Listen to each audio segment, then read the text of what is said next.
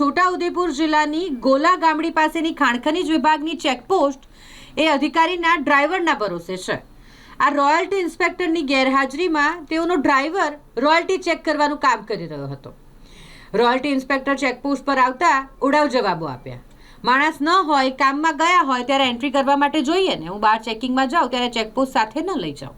આ જવાબ છે અધિકારીનો. ખાણ ખનીજ વિભાગની રોયલ્ટી ચેકિંગની જવાબદારી અધિકારીની હોય તેની જગ્યાએ આ જવાબદારી ડ્રાઈવર નિભાવી રહ્યો છે. અને આટલી મોટી બેદરકારી તેમ છતાંય અધિકારી તો બેફિકર જ છે. જાગૃત નાગરિકે વિડીયો બનાવી વાયરલ કર્યો છે. માણસ ના હોય, કામમાં ગયેલા હોય તો કોઈ તો એન્ટ્રી કરવા માટે જોવે ને. ડ્રાઈવર ક્યાં, સિક્યુરિટી બી સાથે જ હતા અમને. તો ચેકિંગ, હવે હું ચેકિંગ કરવા ગયો બહાર તો એન્ટ્રી મારે સાથે કરવા જવાની.